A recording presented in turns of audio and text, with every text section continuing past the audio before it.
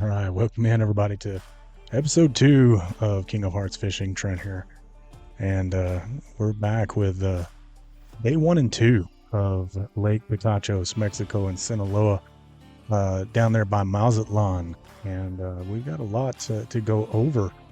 First, to just got off to a rough start that Monday morning. I had my flight scheduled. It was supposed to leave at 6:30. Well, it ended up getting changed till 6 o'clock that morning. And I knew ahead of time. I knew 2 days ahead of time that they had changed the flight time. And went there thinking, an hour ahead of time should be plenty. Get to the airport, get through security, bag checked, and so on and so forth. Boy, was I wrong. Terribly wrong. When they tell you to be there 2 hours ahead of time, word to the wise is to do so. And I didn't. I used to travel a lot some years ago. Been out of country multiple times, and I don't remember it being that bad or taking that long. So anyway, we get there, dropped off about 5 o'clock, right at it. I get in there and go to the kiosk to try and print out my checked bag tag. Well, my passport wasn't scanning. It was giving me an error.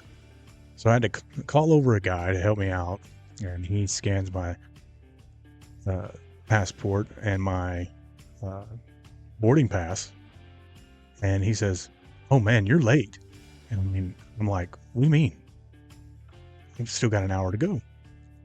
He's like, "No, you're late. Come over here. We got to get you going."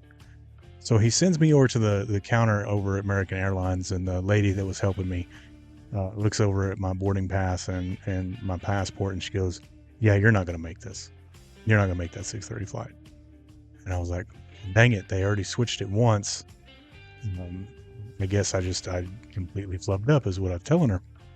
And she goes, "Well, let me look to see if I can get you on the following flight going to DFW." And luckily for me, she was able to do that. She got me on, I believe, the 8:30 flight out of Houston to get me over to DFW. It's only an hour and 10-minute flight. So I got there at 9:10. Well, I get to DFW. And first, just to back up, when I weighed my bag, because I told you guys in the last episode that I was taking 45 pounds of tackle. And there you go. That's what it weighed when I weighed in at Houston Airport. 45 pounds right on the dot. Right on the dot. And I didn't, of course, that included the bag that was in, but nevertheless, 45 pounds right on the dot. I was 5 pounds short of, the 50-pound limit for a checked bag. So anyway, I get to DFW Airport, or I'm getting close to it, and I'm starting to get texts as we're on our descent down from my dad, and he's telling me, "Hey, the gate changed." Oh my gosh, here we go, right? Because I was thinking I'm going to have to run to catch my connecting flight over to Mazatlan.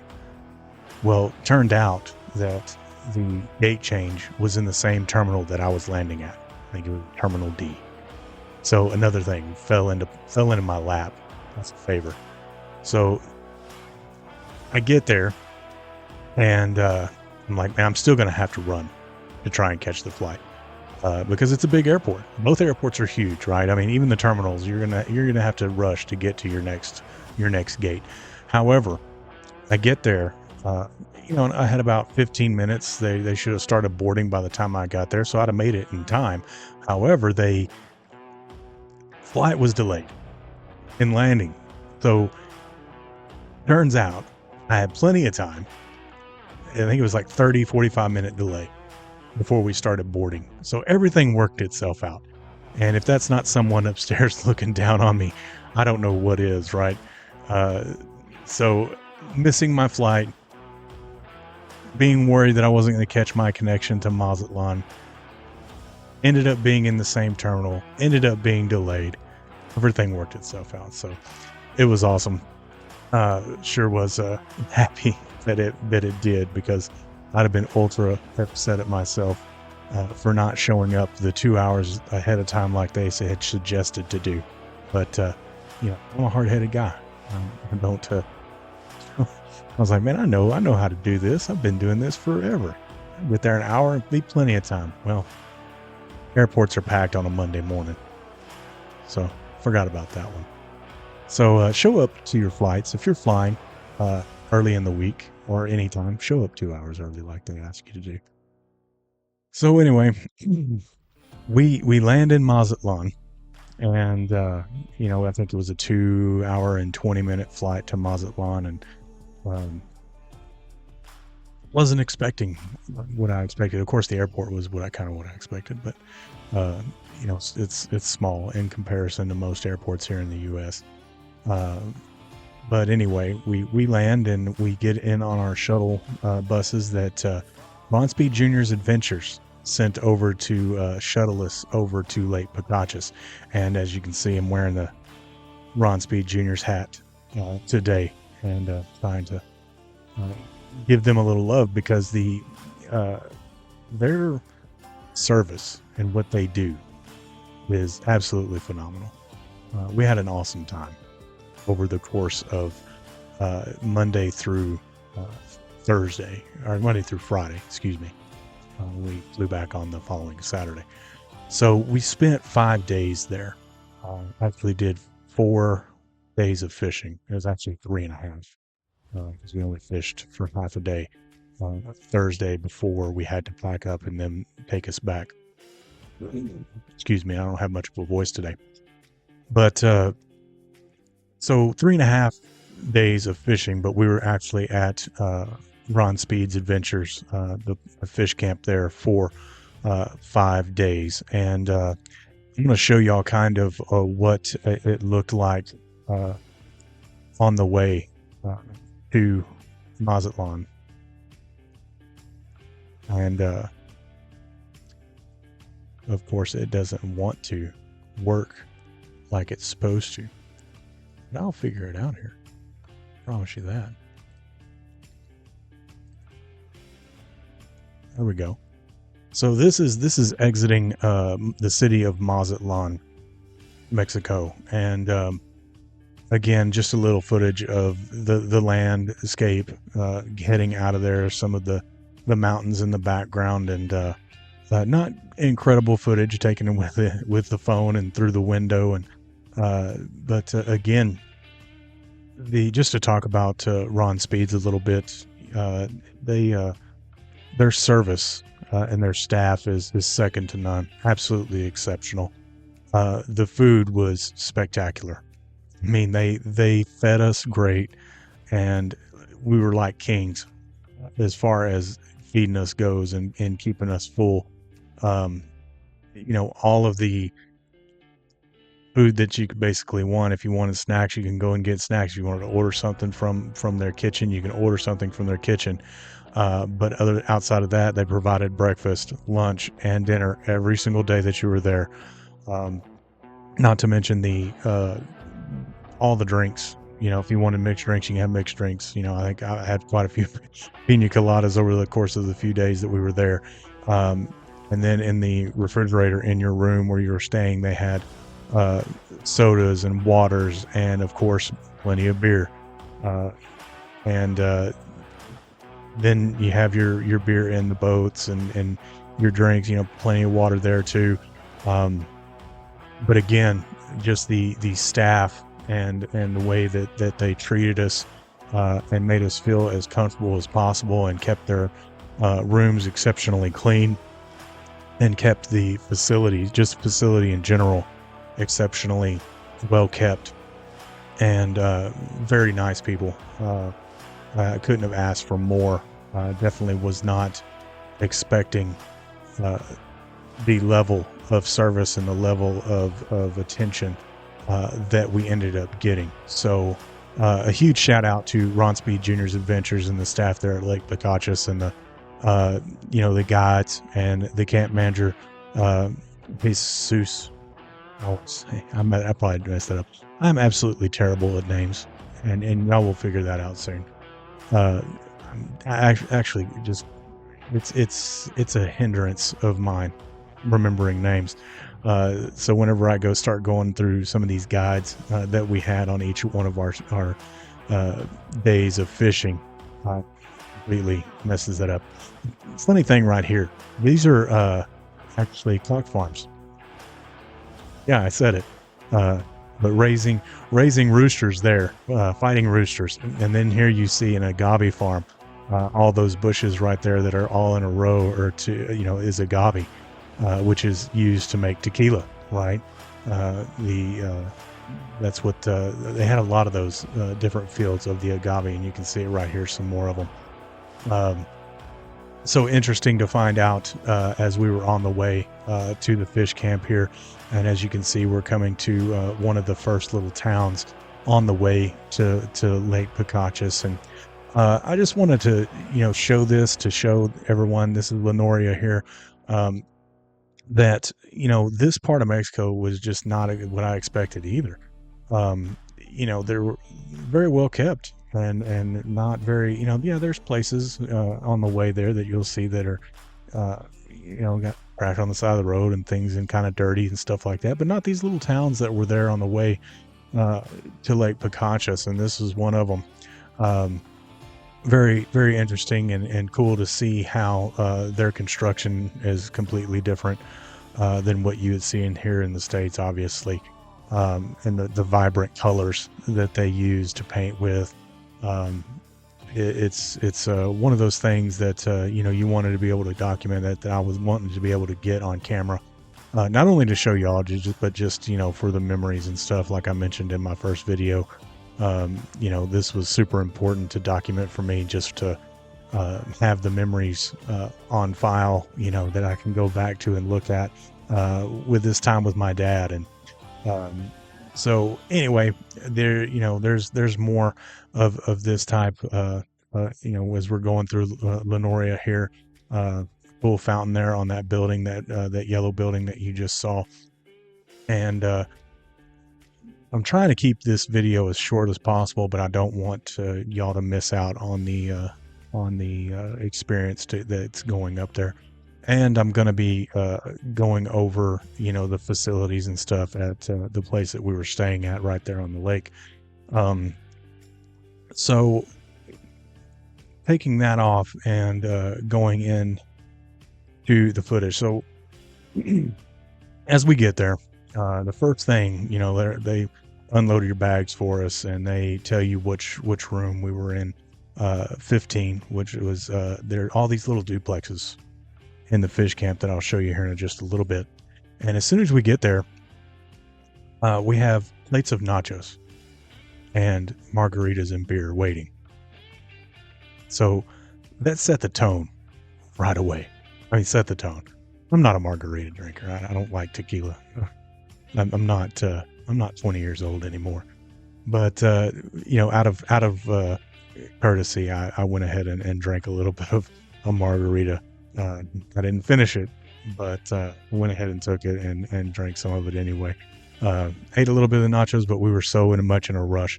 So let me go over here and show you guys. So that was the airport from earlier, and how packed it was at DFW.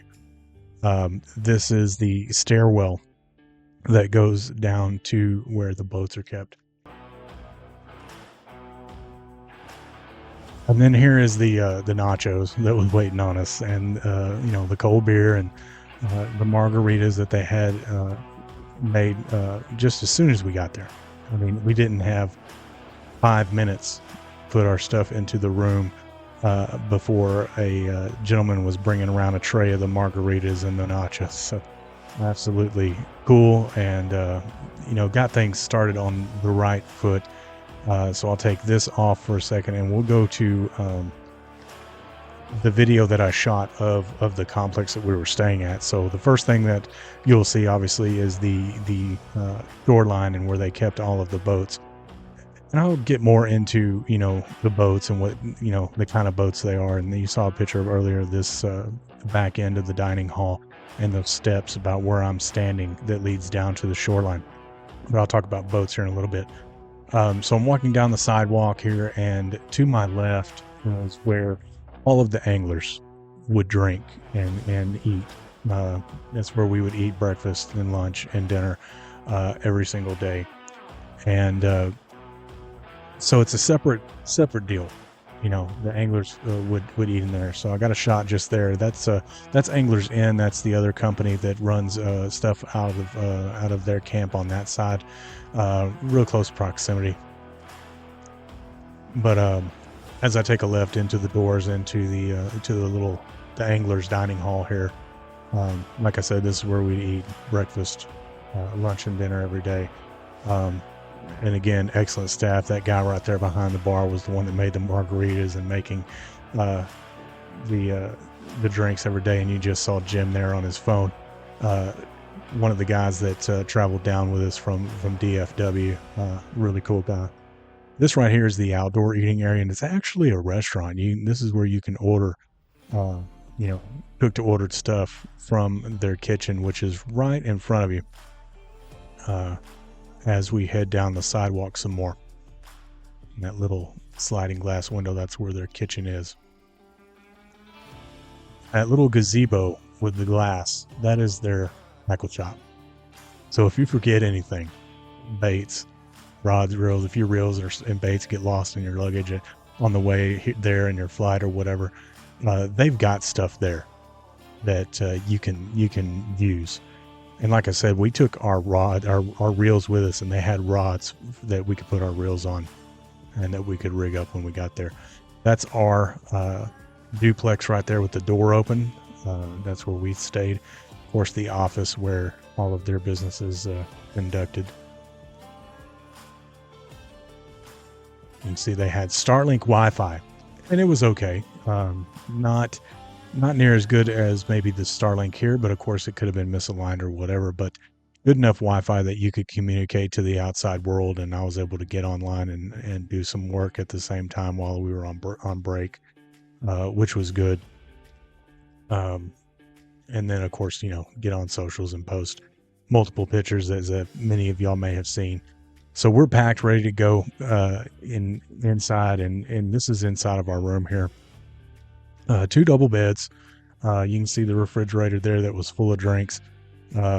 This is nothing luxurious by any means. It's a fish camp, guys. I mean, there's a shelf there that you can put all of your baggage on and hang up some of your clothes if you want to. Beds were semi-comfortable.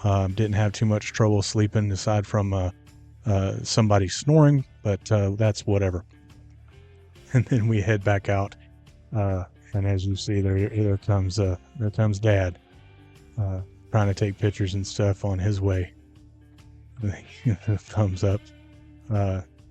You'll see here in the fishing videos here in a little bit. I had a lot of trouble that first morning of fishing videos. I couldn't get the cameras networked right, and I was getting some very just stuttering footage, so I had to cut a lot of it.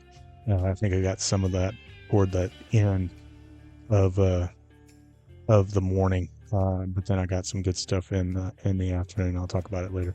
Some more of the duplexes and the rooms up on the hill that they have where people were staying, and then a look back over the entire complex there from where we just came.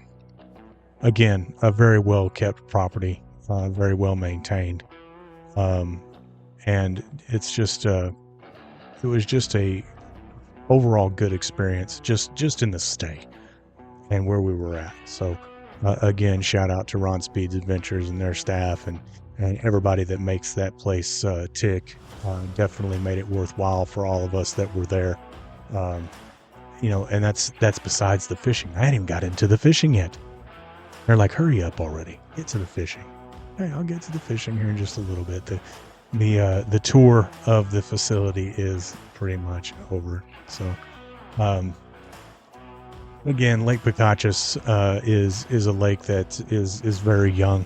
They only dammed it up a little over a decade ago, but it soon became a place and a premier location for anglers to go to have quality bass.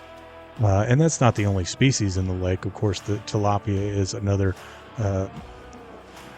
dominant fish in this lake. They have catfish and some other stuff sprinkled in here and there, but bass and tilapia, and especially the bass, dominate this lake, and that's why you're able to catch so many of them and so many quality ones. We caught plenty of small ones too, but let's get over to the fishing, shall we? All right, let's get to it. But before we move on to the actual fishing footage, I wanted to show you all the pictures of the awesome food that they were serving us here at Ron Speed Adventures. As I told you earlier, they fed us like kings. And wait till you see what they gave us on the very first night that we were there. And then I'll go into some of the pictures that we took of some of the fish that we caught before we get into the footage. But to bring up the food, the very first night, even before we got in there to eat, they asked as far in advance, how do you like your steak prepared? And of course, medium rare for me. I didn't know what kind of steak, but medium rare, it doesn't matter what it is. And we get some of the from Mexico. I wasn't expecting that good a quality of a meat, but as you can see in this picture, salsa, guacamole, chips, some pasta bread, baked potatoes, and then of course these ribeyes, which were phenomenal. They were awesome. They were really good. Even before the ribeyes actually came out, I was pretty much already full, but I am not one to let a ribeye go to waste. I took care of that. No problem at all. But this was just the first night. Wait till y'all see the following nights and what we had. Just as good. It wasn't steak every night, but you'll see what we had next. So again, a picture of all the food that we had. Another picture of the steak as we cut into it, and then the tres leches and the bread pudding that we had for dessert. Man, I miss it already. It's starting to make me hungry, actually. Then we get into some of the pictures of the catches that we had. Before we get into footage here, I wanted to show you all these pictures because I didn't get all of the catches on film. As I mentioned earlier, I was having trouble with getting the cameras going the way that they were supposed to. But a few of the fish that I caught, weighed a couple of them. That was one of the better fish of the day on this first day. Dad caught a really good one on the first morning, probably a 3+ pounder, and those were just some of the more quality ones that we got on that first morning. And let's not delay anymore. Let's get right into the footage. So what I've done, and this is all brand new, trying to record a video and being able to show you all the footage, and I wanted to be able to pause and play it if I needed to, or fast forward or rewind or whatever the case, in case we needed to go back and talk about something that we were doing. But we'll see how this works. Hopefully it's a little bit different than what everybody else is doing out there as far as their fishing channels and fishing videos go. So let's get into it.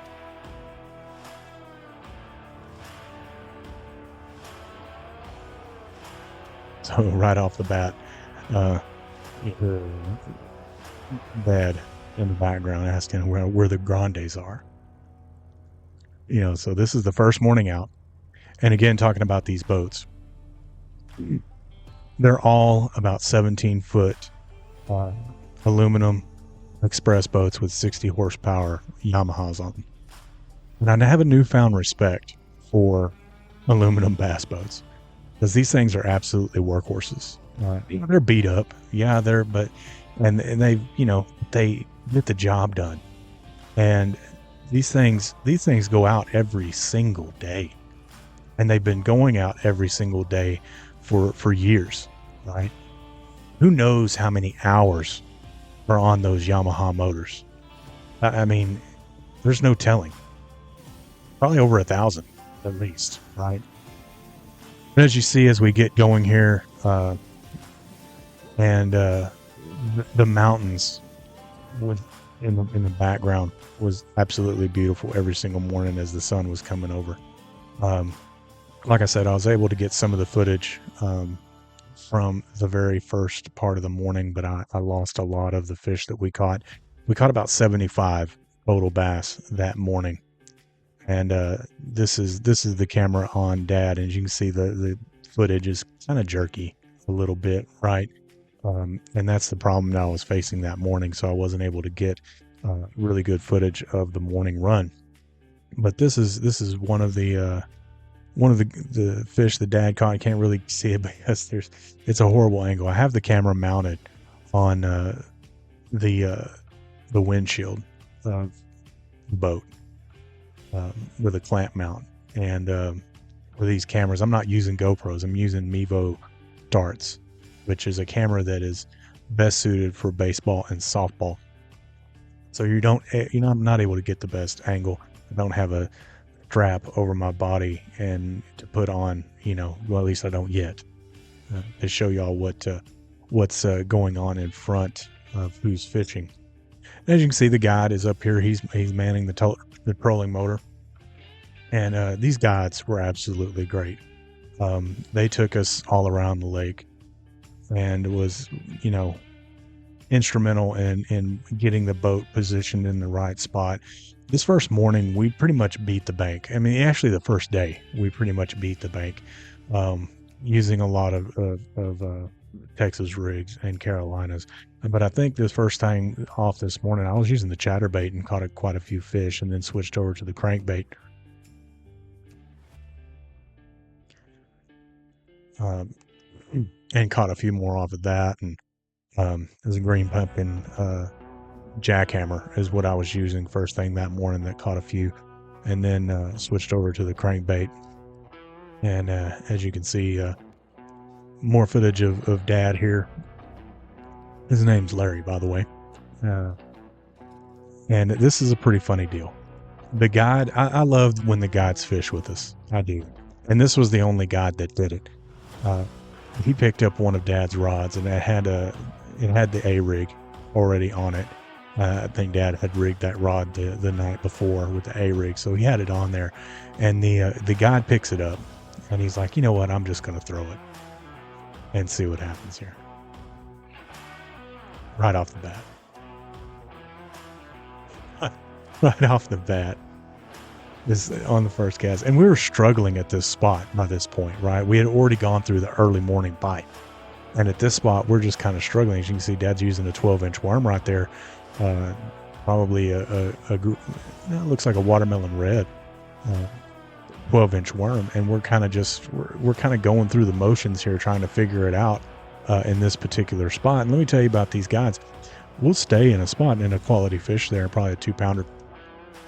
Maybe 2.5, but these guides, they'll take you to a spot and you don't stay there more than an hour, sometimes less, and they'll be moving on. If you're not catching fish, they know that it's time to just move on. And I think we've already, no, we're probably in the same spot here. But Dad switches over to the Carolina to the A-rig for a while, and then doesn't get anything on it after the guide caught that one fish. So he switches back over to the Texas rig. And I think he switched over to the lizard, watermelon red lizard. Lands another one here.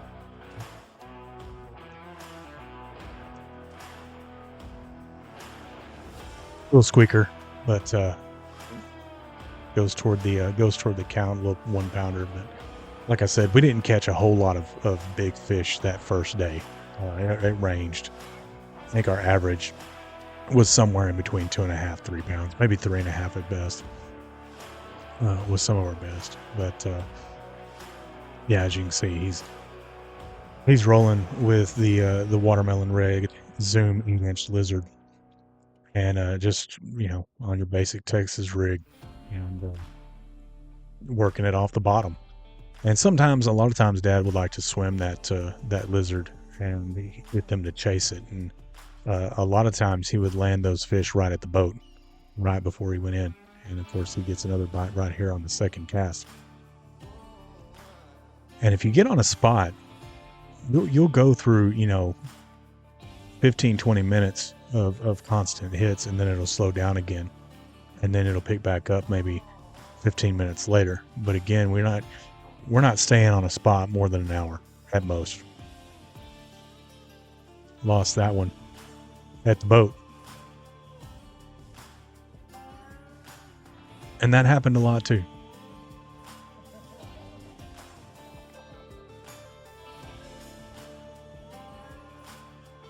So lost that one at the boat, and then of course, we're cutting up, and that's all of the morning footage that I was able to get.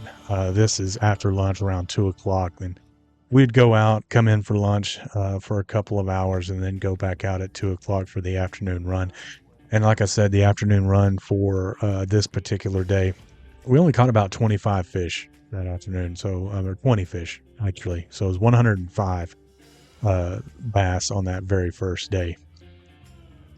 So anyway, back to the guides. They do a great job on the trolling motor and watching their 2D sonar, which I didn't mention that they had on these boats. They got most of them were Lowrance, 2D down scan, chirp is what they'd have at the bow and at the console, and they'd keep an eye on those and when they're going over points and stuff like that. But this first morning, as I mentioned before, we were beating the bank quite a bit, and there's something that we noticed right off the bat was that the smaller fish were definitely on the bank. And what wouldn't you know, the guide's picking up the rod again here.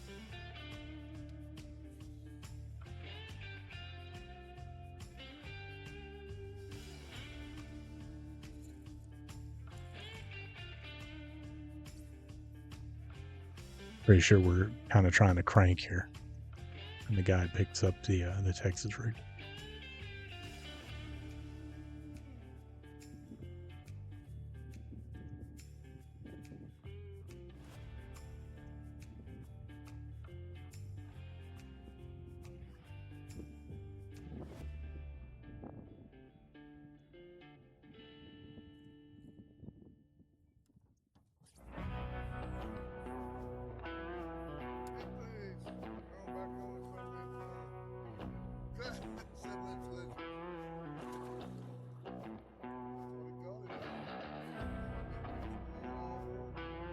Zoom lizard. And again, we were cranking here, mid diving crankbaits. I still used mine a little bit after this, but definitely a good fish here, 2.5, maybe 3. And the guide, and again, I love it when the guide fishes with us. Some people don't like that, but this guide particularly would, he didn't mind doing it. He didn't mind looking through your tackle and seeing what you had and suggesting hey, try this, hey, try that, and they'll tell you too, hey, cast over here, cast over there, and you want to listen to them, right? But at the same time, you want to, I see this stump over here, I'm gonna throw next to it, and you do stuff like that. But I didn't mind the guide fishing with us at all.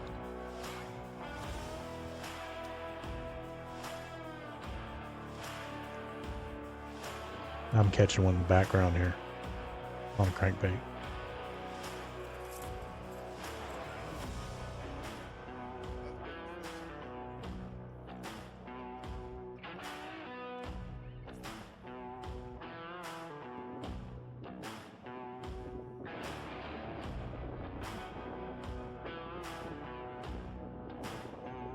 I'm not going to say anything here. I'm just going to let this play out for you.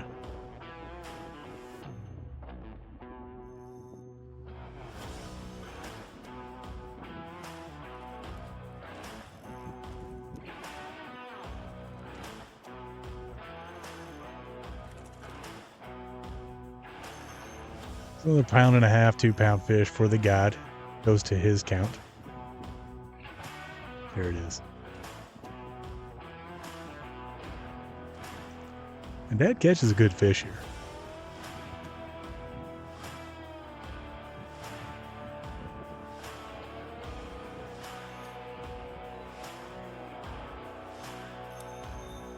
So good, he had to try and tighten that drag up.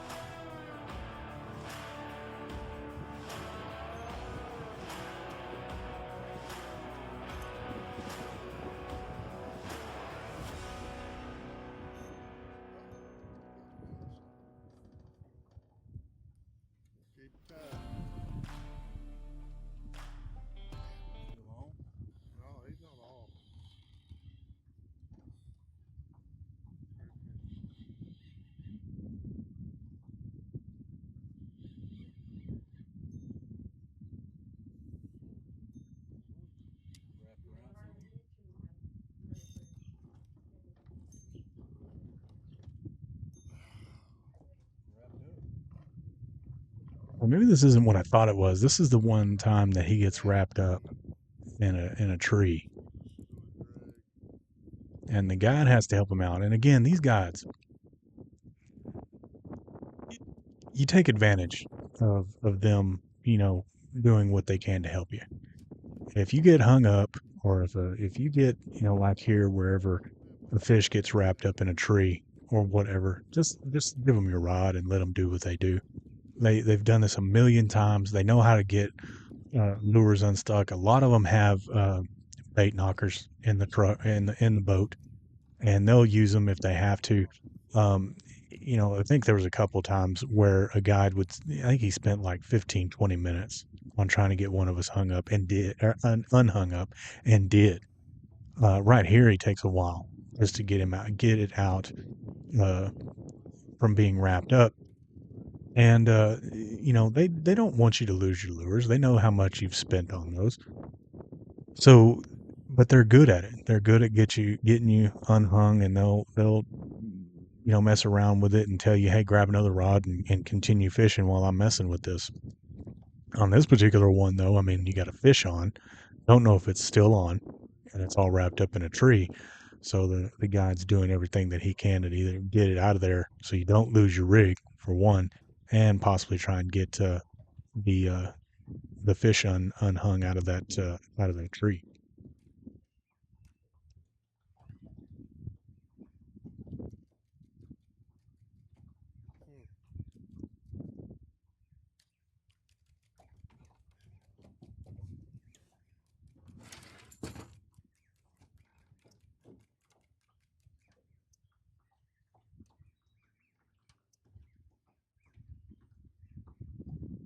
Takes them a little while.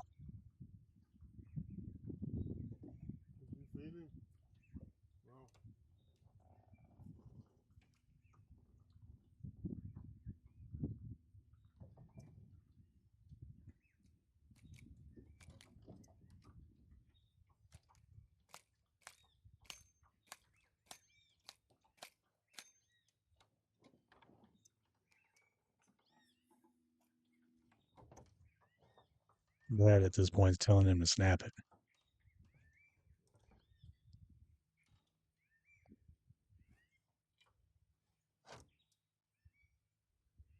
Yeah, come loose.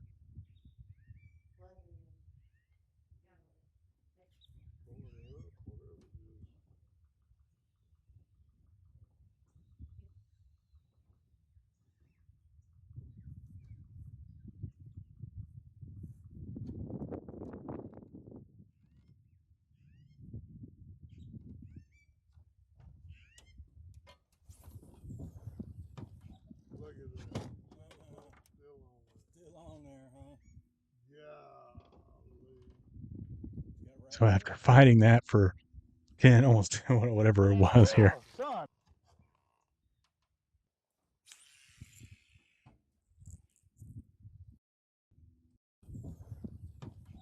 so I'm back that up a little bit and just let y'all listen.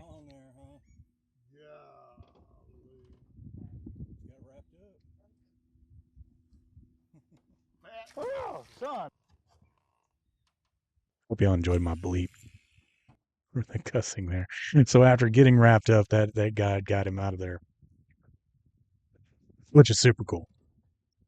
Like I said, they do everything they can to get you out of whatever that you might be hung up in.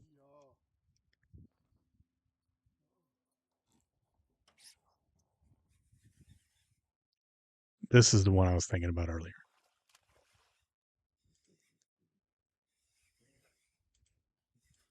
The old lizard.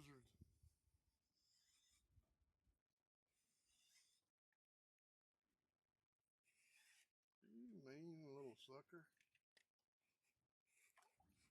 And they were fighters, all of them. Oh, son. That was one of my best rods. He's heavier than I thought he was. Broke his rod tip. Well, so much for that one. Broke it right off. Anyway, we're moving on to another spot here. Super funny. I'm turn this down a little bit. And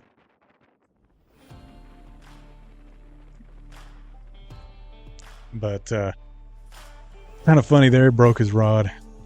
He wasn't paying attention. Resituated the camera back on me on the other spot and that we moved to, and like I said, I lost all of the footage from this morning where I had the camera on myself, and ended up catching one of the better fish of the day here late in the afternoon. I'm Carolina rigging at this point.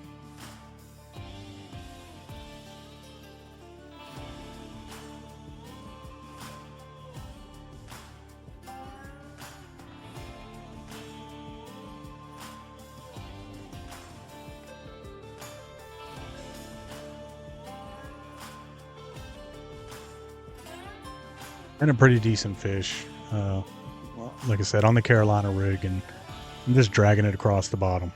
I think I don't know if I've got the lizard or a sink or that 7-inch Cinco on here. I'll find out here in just a minute. It's one of the two. But just dragging it on the bottom, really slow. And I think that I probably caught more fish this week on the Carolina rig than I did anything else. I caught a lot on the Texas rig. I did, but using the fluke, which I wasn't thinking I was going to use at all, with the Carolina rig, and we're making another move here.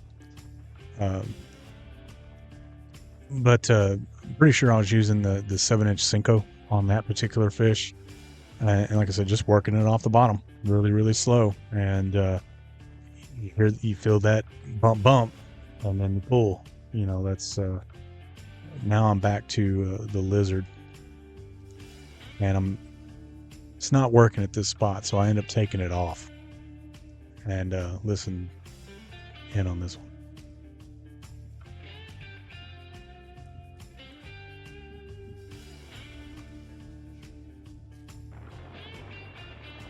So I just showed that to show that I went to the Whack-A-Tack Wackos at that point. I think I put on a green pumpkin with a black flake in it. And I'm Texas rigging at this point with that green pumpkin Wacko.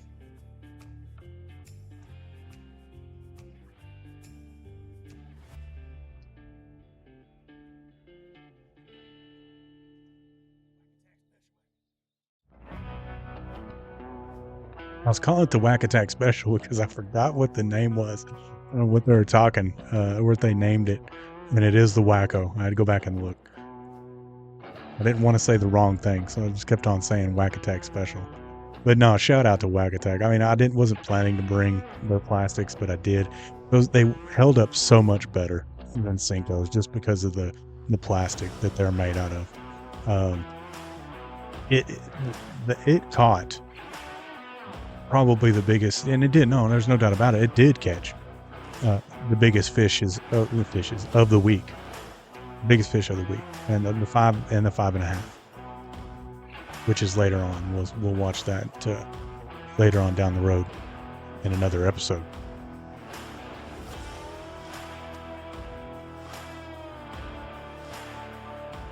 And again, that was the last fish of the day, or the last bit of the footage that I had. And like I said, I struggled a lot with footage, getting footage and getting it quality. Got it figured out the next morning, and I've got a lot better footage for you guys to watch for day 3, 4, and of course the half day on day 5. A whole lot better footage, including the biggest fish that we caught of the week. Day 3, which was the second morning of fishing, was much better quality. Like I said, the first day of fishing, we really beat the bank and fished shallow. The next 3 days, we go a lot deeper. We didn't hit the bank again for the rest of the trip. And I think that's because that we really told the guides that, hey, let's hone in on the grandes. Let's try to get the bigger fish, and we'll start trying to use the bigger baits. And that's by the time that we started hitting the points and fishing a little bit more open water. We did fish shallow a little bit, but for the most part, we were hitting points, and y'all will see that in the upcoming episodes of right here on King of Hearts Fishing. I mean, I enjoyed today. I appreciate everybody tuning in. I was hoping to cut it down to a little bit shorter video. I hope y'all like this format where we're watching the footage and I'm sitting here trying to commentate on it. Again, thank you all for subscribing. If you haven't done so yet, hit that subscribe button, hit that like button. Go over to Facebook. Go check us out on that, King of Hearts Fishing on Facebook. That's where we're going to be posting all of the pictures and the live updates of the upcoming Big Bass Tour tournament at Lake Conroe. We're going to be taking, of course, video footage of that too. It'll come on a later episode after we get through this series on Lake Picachos, so be looking out for that. But in the meantime, you can go over to Facebook and kind of keep up with what we're doing in the tournament this coming weekend. Again, thanks to everybody for tuning in today, and we'll catch you in the next one right here on King of Hearts Fishing.